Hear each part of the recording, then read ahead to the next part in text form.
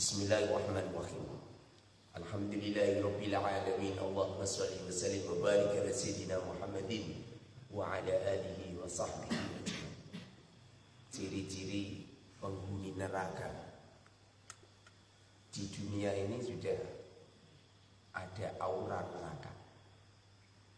Sudah merasakan mereka panasnya neraka. Pikirannya panas, hatinya diberi ketakutan oleh Allah dan terus-menerus diberi kesusahan.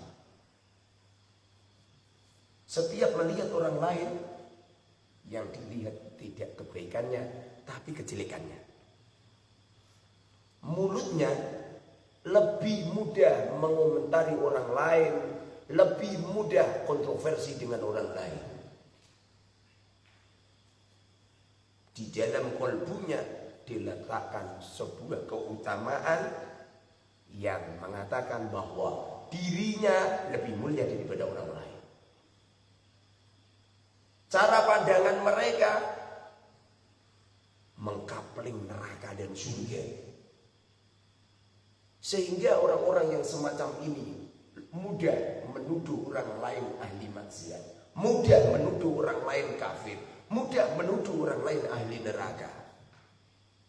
Ini apabila terjadi pada diri kita, maka sesungguhnya kita kena aura neraka, kena percikan api neraka.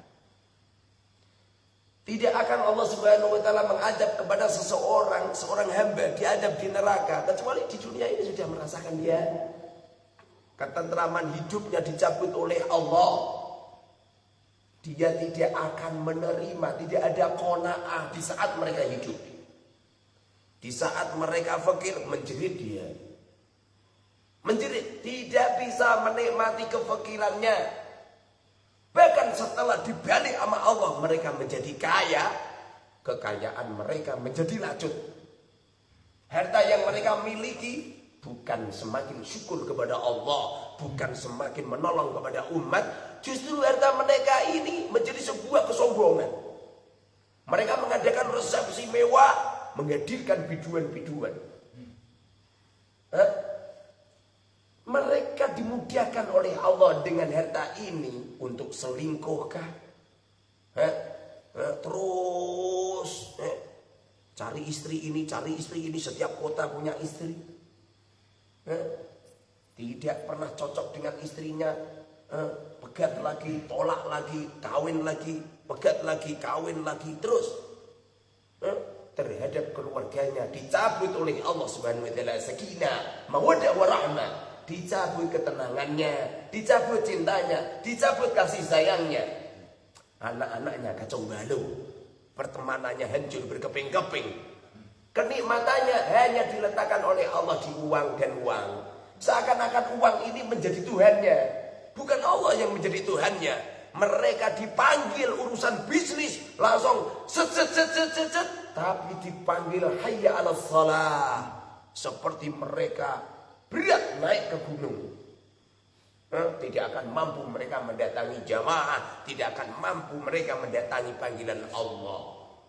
Orang-orang semacam ini adalah orang-orang yang jauh dari ridho Allah, karena mereka ini selalu gejolak. Tidak ridho dengan apa yang terjadi. Kefakirannya menjadi musibah besar, kekayaannya menjadi kelacutan. Namun apabila kita ini adalah orang-orang penghuni surga, maka aura-aura surga ini sudah kita rasakan mulai hidup di dunia. Bukan nanti-nanti, tapi sekarang. Setidaknya kita diletakkan la khaufun 'alaihim wa la hum yahzanun. Tidak ada rasa takut. Tidak ada rasa takut. Melihat semua orang adalah saudara, tidak ada musuh. Tidak pernah ada kontroversi dalam hidupnya. Kefikirannya menjadi kenikmatan yang dahsyat. Mereka menikmati dengan rumah mereka yang jelek. Bahkan rumah itu kontrak di tempat orang. Mereka menikmatinya. Walaupun rumahnya kontrak, tetap diperbaiki, dicat, ditata yang rapi, toiletnya ditata yang rapi. Anak-anaknya dilarang untuk coret-coret tembok. Pada akhirnya setelah mereka selesai kontrakannya, gara-gara tidak mampu untuk meneruskan kontrakannya, mereka pergi. Yang punya kontrakan ini loh seneng dia. Penghuni surga itu seperti ini, enggak seperti kamu. Kamu punya kontrakan, pergi. Yang punya kontrakan marah-marah. Semuanya berantakan semua. Tapi kalau orang penghuni surga, Masya Allah, mereka tidak punya uang untuk kontrak kembali. Kemudian mereka bertempat di bawah jembatan. Mereka pun senang dengan istrinya, dengan suaminya, dengan anaknya, bahagia. Tidak ada gejolak sama sekali. Mereka mengatakan, raditu billahi robba. Aku ridho ya Rabb, engkau sebagai pembimbingku, engkau sebagai pengaturku, engkau sebagai pengelolaanku. Mereka senang. Bahkan kadang-kadang di bawah jembatan itu terjadi banjir. Lalu mereka pun naik di atas jembatan, menikmati hujan deras, organ tubuhnya terpercik air. Istrinya senyum, anaknya senyum, suaminya senyum. Surga yang telah diletakkan oleh Allah Subhanahu wa taala pada penghuninya. Mereka hanya punya baju dua. Yang satu dicuci, yang satu dipakai. Terjadi angin kencang, terjadi banjir bandang, yang satu hilang. Mereka ridho ikhlas, tidak ada gejolak dalam hidupnya. Di pagi hari mereka tidak bisa beli beras, tidak bisa belanja. Mereka senang, tidak gejolak. Mereka tidak pernah minta-minta. Mereka tidak pernah tomak dengan harta yang dimiliki orang lain. Selalu mensyukuri apa yang terjadi. Mereka mandi tidak mampu untuk beli sabun. Mereka sikatan, tidak mampu untuk beli odol. Mereka menikmati hidupnya. Setiap orang ini mengacungkan kedua tangannya, tidak pernah minta untuk dirubah oleh Allah menjadi kaya. Mereka mengatakan, ya Rabb, kefikiran kami ini adalah hadiah terindah untukku ya Rabb. Ya Allah ya Rabb, jangan kau rubah kefikiranku menjadi kaya. Saya nikmat seperti ini ya Rabb, engkau adalah Tuhan segala-galanya. Tidak pernah meneteskan air mata gara-gara uang. Tidak pernah meneteskan air mata gara-gara gak bisa makan. Anaknya yang masih kecil, baru umur 2 tahun, mengatakan, ma, lapar ma. Ibunya tidak meneteskan air mata, senyum. Wahai anakku, laparmu adalah percikan surga. Gitu ya ma. Iya sayang, ini percikan surga. Allah melihat kita, Allah menyaksikan kita, Allah memperhatikan kita. Gak mungkin Allah benci sama kita. Diikuti sama suami mengatakan, sayangku, ini surga. Ini surga nak. Rumahnya terbuat dari terasa. Rumahnya terbuat dari daun-daunan. Mereka menikmati, gak pernah mengeluh. Setiap kali suaminya pergi meninggalkan anak istrinya di bawah jembatan, mencari pekerjaan gak laku, gak ada orang yang nawari. Bahkan suatu ketika mereka itu di masjid ikut jamaah. Setelah selesai jamaah mereka wiridan tertidur. Mereka diusir sama takmir masjid. Wih, pengen ditutup. Mereka pun menikmatinya. Tidak pernah ada gejolak dalam hidupnya. Mereka hanya punya satu baju. Bajunya kotor, dicuci. Setelah dicuci dipakai dalam keadaan basah. Menikmati hidupnya. Tidak pernah mengatakan, ya Rabb. Itu tidak pernah. Ini adalah orang-orang yang akan menghuni surga. Orang-orang semacam ini setelah itu dirubah oleh Allah. Dirubah oleh Allah suatu ketika orang ini saking laparnya, tidak ada bahan makanan. Terpaksa pada akhirnya dia itu mencari di pinggir-pinggir sungai. Kalau Allah Subhanahu wa taala memberikan rezeki kepadanya, mereka itu mencari kijing, mencari ikan di pinggir sungai. Masya Allah, mereka mendapatkan gumparan batu mutiara. Kemudian batu mutiara dicuci lalu dibawa ke pasar, ditawarkan. Masya Allah. Apa kata tukang pasar tadi mengatakan, Pak, ini adalah batu mutiara, ini adalah berlian ini. Saya kalau beli semacam ini tidak mampu uang saya.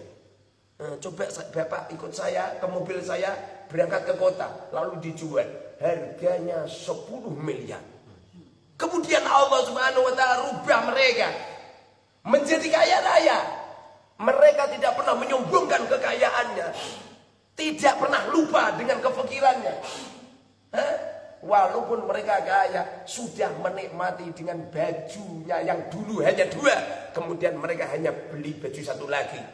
Setiap kali memakai baju itu, yang 1 dicuci, yang mereka kaya masih tetap menikmati. Anak istrinya tidak bangga dengan kekayaannya. Mereka sibuk mendermawakan, sibuk mensedekahkan harta bendanya. Mereka memikirkan fuqara masakin. Tidak pernah mereka membuat rumah yang hanya sederhana. Ada rumah mewah mereka bangun untuk memuliakan tamu-tamunya. Mereka membuat restoran yang mewah untuk memuliakan tamu-tamunya. Setiap hari mereka menyembelih kambing untuk menerima tamu-tamunya. Bahkan orang ini saking syukurnya atas nikmat-nikmat Allah, tidak mau makan kecuali bersama dengan tamu. Pernah suatu ketika 1 hari nggak ada tamu, mereka nggak makan. 2 hari nggak ada tamu, mereka nggak makan. Nyampe kelaparan dia, pada akhirnya mereka berjalan, menyelusuri jalan, berkilo-kilo mencari orang yang mau datang ke tempatnya untuk diajak makan bersama. Terpancarkan di wajah orang-orang salih, terpancarkan pada dirinya adalah penghuni-penghuni surga yang tidak pernah gejolak di saat fakir dan di saat kaya. Di saat fakir tidak pernah berkecil hati, di saat kaya pun tidak ada kesombongan sedikit pun.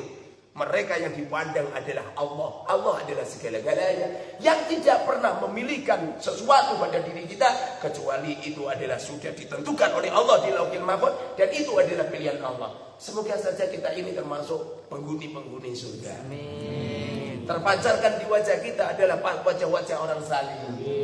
Wajah yang berseri-seri, wajah yang menebar, yang menyebar senyum. Wajah yang tidak pernah mengkotak-kotak golongan. Wajah yang tidak pernah mengkapling-kapling madhab. Wajah yang melihat semua orang adalah kekasih Allah. Wajah yang melihat semua orang adalah penghuni surga semua.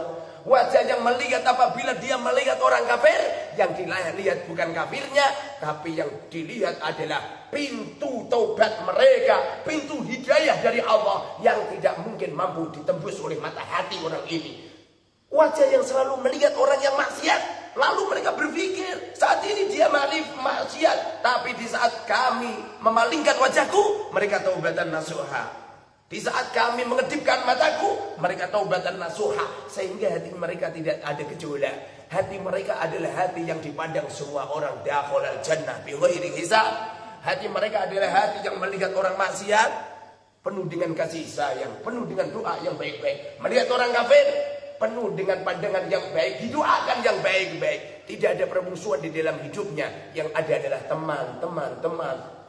Sangat sedikit apabila kita punya teman 1 miliar, tetapi kita punya musuh 1. Sangat sedikit itu teman. Semestinya semua orang ini adalah teman kita semua.